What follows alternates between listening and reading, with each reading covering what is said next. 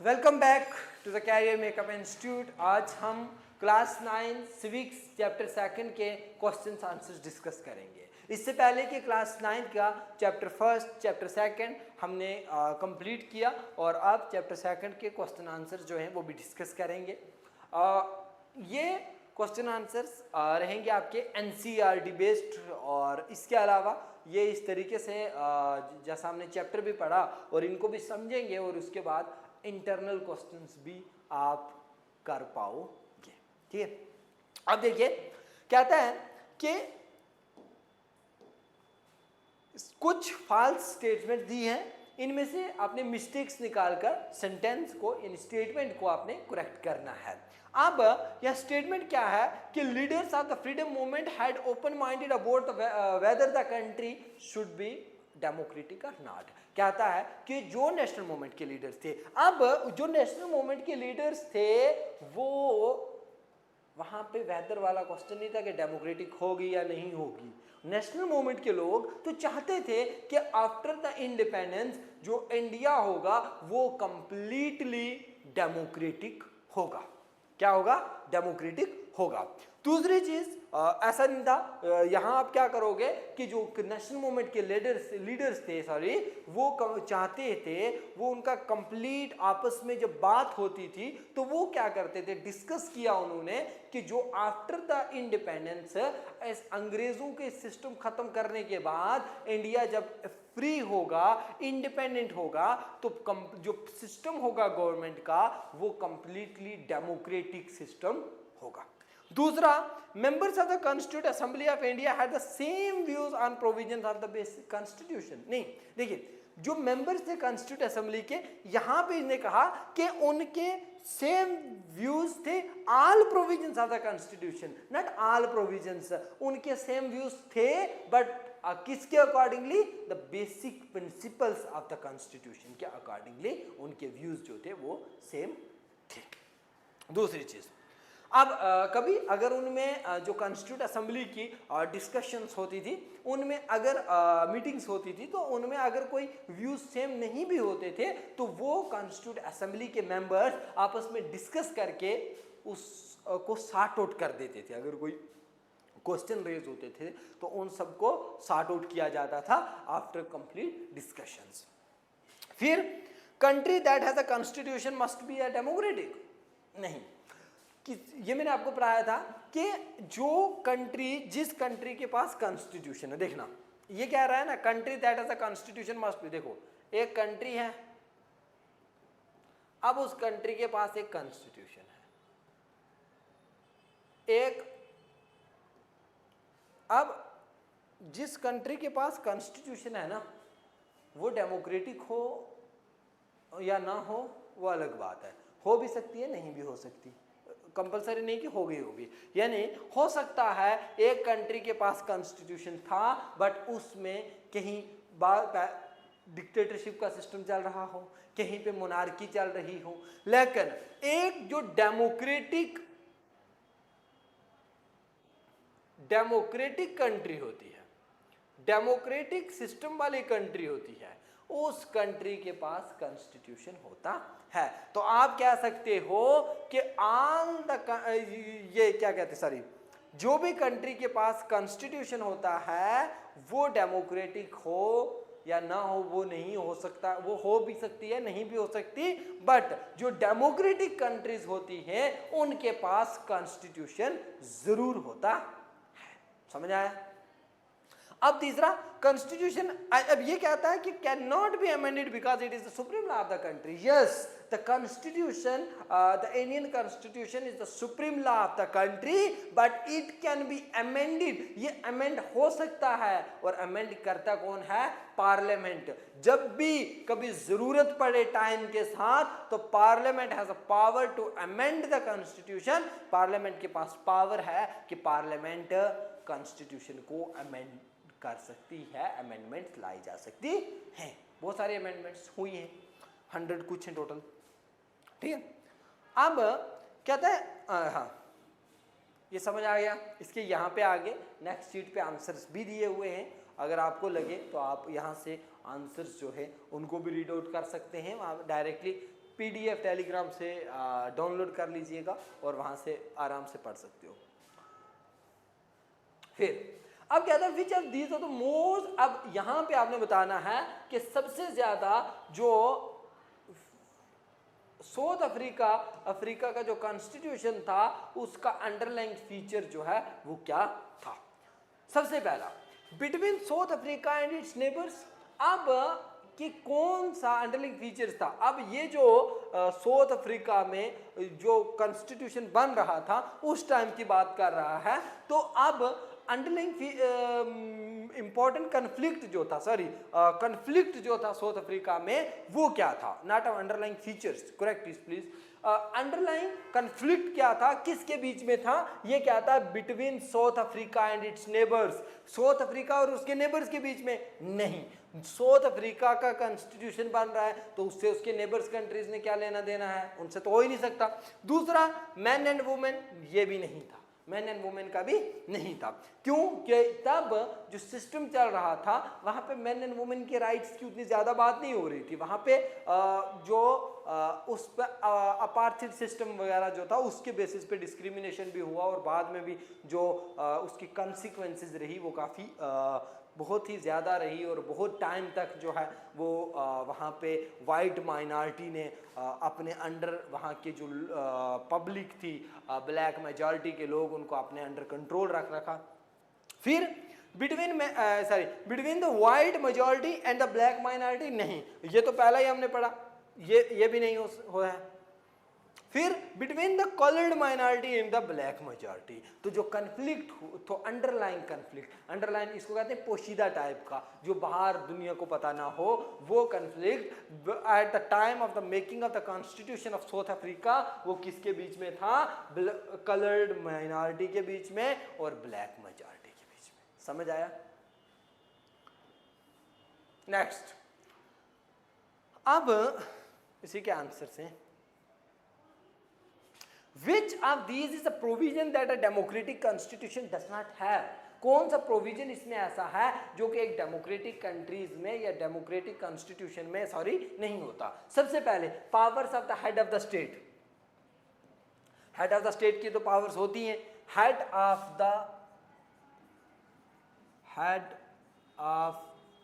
The state. दूसरा, head of the government.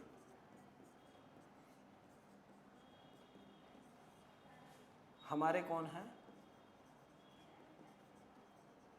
President, prime minister. तो head of the state that's president. अब head of the state की president तो होती है, स्टेट का हेड है तो powers, head of the state की जो पावर्स है वो तो होती है। दूसरा, name of the head of the state. अब तीसरा पहले देख लेते हैं, पावर्स ऑफ द लेजिस्लेचर्स। तो लेजिस्लेचर्स जो है, अब डेमोक्रेटिक कॉन्स्टिट्यूशन में लेजिस्लेचर्स की पावर भी होती है। फिर क्या आता है, name of the country, country का नेम तो होता है, तो इसका मतलब name of the head of the state जो है इसका क्या नहीं होता, प्रोविजन डेमोक्रेटिक कॉन्स्टिट्यूशन में नहीं होता है। समझ आया। नेक्स्ट लिखा है यहां पे भी आंसर्स में। फिर है, आपने क्या करना है कि मैच करना है इन लीडर्स को और उनके रोल्स को, किसके कौन से रोल्स जो उन्होंने मेकिंग ऑफ द कॉन्स्टिट्यूशन में जो है अपने रोल्स प्ले किए उनको। सबसे पहले हमारे लीडर्स हैं, ये क्या है, ये क्या है उनके रोल्स। सबसे पहले मोतीलाल नेहरू, उसके बाद आ जाता है BR अम्बेडकर, फिर राजेंद्र प्रसाद, फिर सरोजनी नायडू। अब देखना, मोतीलाल नेहरू मैंने आपको पढ़ाया था कि इन्होंने प्रिपेयर किया था एक कॉन्स्टिट्यूशन इंडिया के लिए कब, 1928 में। दूसरा, BR अम्बेडकर जो थे वो चेयरमैन थे किसके, ड्राफ्टिंग कमेटी के। जो ड्राफ्टिंग कमेटी थी ये one of the major committee of the constitute assembly थी, इसके जो चेयरमैन थे वो कौन थे, BR अम्बेडकर। तीसरा, डॉक्टर राजेंद्र प्रसाद जो थे ये प्रेसिडेंट थे कॉन्स्टिट्यूट असेंबली के, और सरोजनी नायडू जो थी वो थी क्या, मेंबर थी कॉन्स्टिट्यूट असेंबली की। समझ आया? 4 हैं आपके पास है मोतीलाल नेहरू, बी आर अम्बेडकर, राजेंद्र प्रसाद, सरोजिनी नायडू। तो मोतीलाल नेहरू ने क्या किया था, इन्होंने प्रिपेयर किया था कॉन्स्टिट्यूशन इंडिया के लिए 1928 में। बी आर अम्बेडकर ने क्या किया था, चेयरमैन थे किसके, ड्राफ्टिंग कमेटी के। राजेंद्र प्रसाद ने क्या किया, प्रेसिडेंट थे कॉन्स्टिट्यूट असेंबली के। और सरोजिनी नायडू जो थी वो क्या थी, मेंबर थी कॉन्स्टिट्यूट असेंबली की। ठीक है,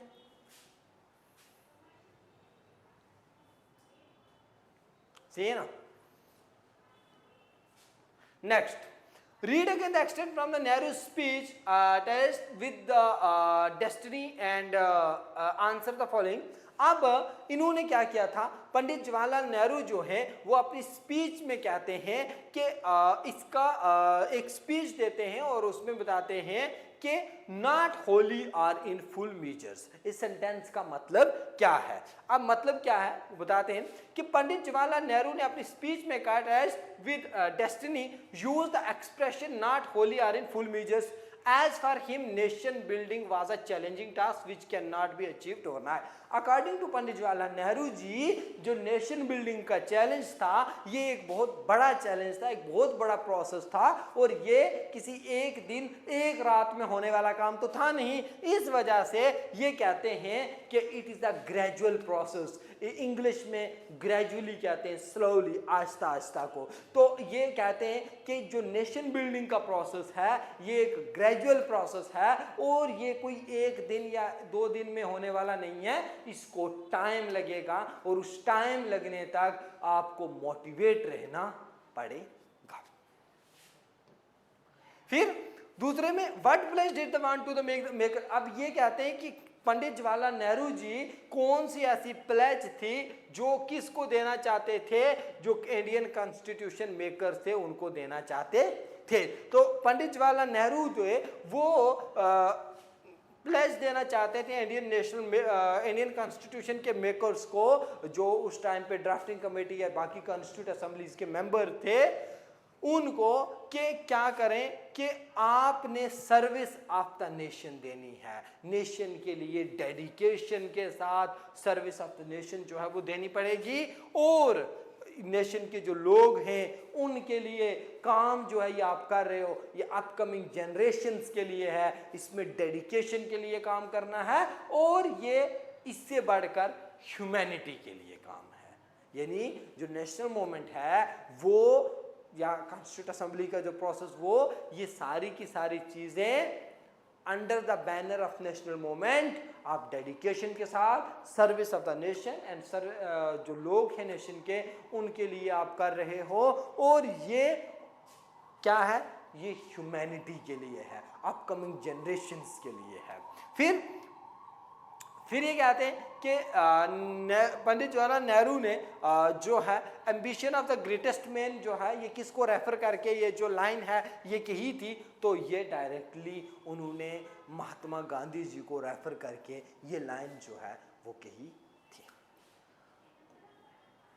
नेक्स्ट मेन इंपॉर्टेंट जो गाइडिंग वैल्यूज वाला है, आपने क्या करना है, इनको दिया गया है एनसीईआरटी में, ये पढ़ने के बाद खुद ट्राई करनी है, नोटबुक पे लिखना है और बार बार लिखो। एक क्वेश्चन को 2 बार 3 बार 4 बार लिखो, जब तक वो तैयार ना हो जाए उसको बार बार लिखो, बार बार पढ़ो, समझो, समझ के पढ़ो, और तभी जाके आप एग्ज़ाम में अच्छे मार्क्स ला पाओगे, अच्छी तरीके से एग्ज़ाम में पार्टिसिपेट करके अपना जो नाम है वो रोशन कर पाओगे। आप limited study, limited question answers पे डिपेंड नहीं रहना है, आपने थ्योरी को रीड करना है, उसके नोट्स बनाने हैं, और उसको फिर बार बार रिवाइज करना है, बार बार रिवाइज करना है। जितनी ज़्यादा रिवीजन होगी उतना ही ज़्यादा आप अच्छे से एग्ज़ाम में अटेम्प्ट कर पाओगे क्वेश्चंस को, उतना ही ज़्यादा अच्छे मार्क्स ला पाओगे, उतना ही ज़्यादा अच्छा नॉलेज जो है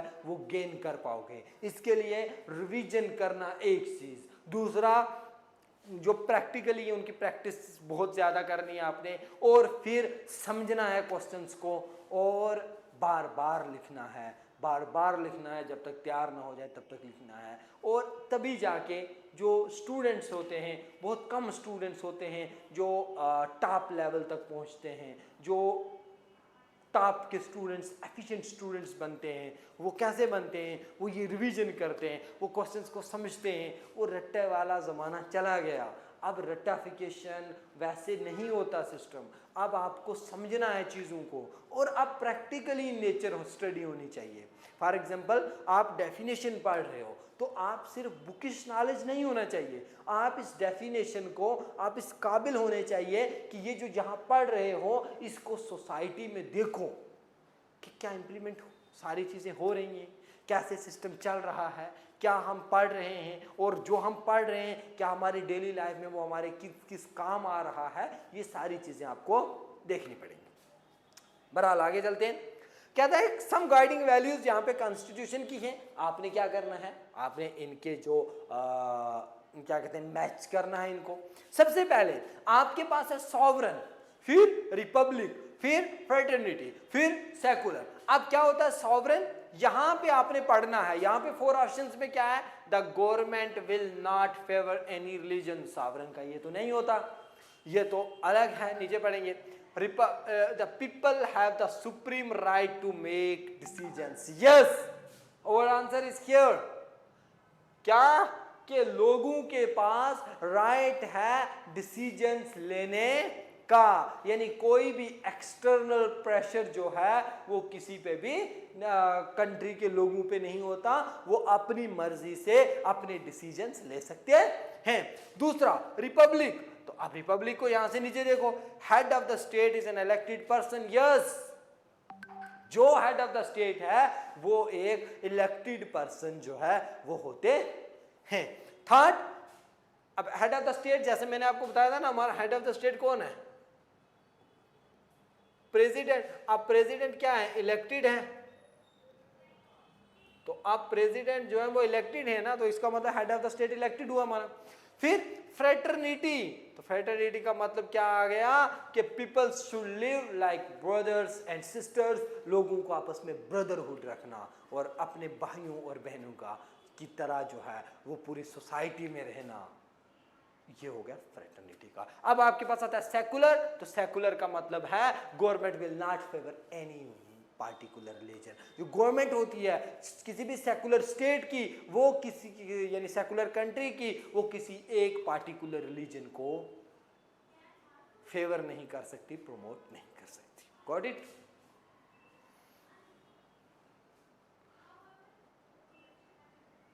अब आ जाता है how did your school celebrate constitution day on 26 of November every year. अब होता क्या है कि 26 ऑफ नवंबर हमारे लिए इम्पोर्टेंट है, क्योंकि एट द सेम डे हमारा जो कॉन्स्टिट्यूशन है वो बन के उसका ड्राफ्ट जो है वो कंप्लीट हुआ, अडॉप्ट हुआ। अब एवरी ईयर 26 ऑफ नवंबर हम कॉन्स्टिट्यूशन डे मनाते हैं। 26 ऑफ नवंबर को हर साल कॉन्स्टिट्यूशन डे मनाया जाता है। Schools, colleges, universities, other educational institutions, government organisations, NGOs और बाकी जो भी डिपार्टमेंट्स होते हैं वो सारे के सारे कॉन्स्टिट्यूशनल डे पे पार्टिसिपेट करते हैं। कॉन्स्टिट्यूशन डे पे हम याद उन लोगों को भी करते हैं कि जिन लोगों ने हमारे लिए कॉन्स्टिट्यूशन बनाया, और याद हम उन लोगों को भी करते हैं जिन्होंने नेशनल मूवमेंट में इतना बढ़ चढ़ कर पार्टिसिपेट किया और जिसकी वजह से हम इंडिपेंडेंट हो पाए। और इस दिन पे हम उन वैल्यूज़ को, उन गाइडिंग वैल्यूज़ को भी याद करते हैं कॉन्स्टिट्यूशन की, और उनको प्रैक्टिकली लाने की बात करते हैं फुली। जिस तरीके से हम इंडिया में सारे के एक डेमोक्रेटिक सेटअप देखते हैं, तो इसी तरीके से हम बात करते हैं कि पूरा वर्ल्ड डेमोक्रेटिक होना चाहिए। और ऑलमोस्ट आज की डेट में मैक्सिमम कंट्रीज़ जो हैं वो डेमोक्रेसी की तरफ ऑलरेडी डेमोक्रेटिक हैं, या जो नहीं है वो भी डेमोक्रेसी की तरफ जा बढ़ रही हैं। तो constitution day one of the most important day for us, क्योंकि हम सबको whether we belong from different religions, different caste, different communities, different cultural identity, but हम सबको हम डाइवर्स पॉपुलेशन को जो एक साथ यूनाइट जो चीज़ करती है, that is the constitution of India. So constitution day हमारे लिए इसलिए और ज़्यादा इम्पोर्टेंट हो जाता है। ठीक है,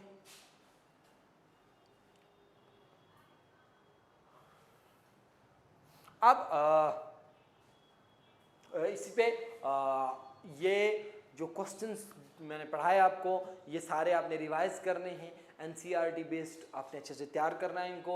इसके फर्दर नेक्स्ट क्वेश्चन है वो भी करवाएंगे, और साथ में इंटरनल्स जो हैं वो इंटरनल भी करवाने की कोशिश की जाएगी। ठीक है, आपको अगर कोई भी डाउट हो तो फ्रीली आप कमेंट सेक्शन में पूछ सकते हैं, आपको ज़रूर रिप्लाई जो है वो दिया जाएगा। फर्दर किसी भी उस नोट्स के लिए या टेस्ट सीरीज वगैरह के लिए आप हमारे career makeup notes Telegram group में भी जुड़ सकते हो, और वहाँ से आप किसी भी किस्म के नोट्स जो हैं वो क्लास 8 टू क्लास 12 किसी भी स्ट्रीम किसी भी सब्जेक्ट्स के डाउनलोड कर सकते हो।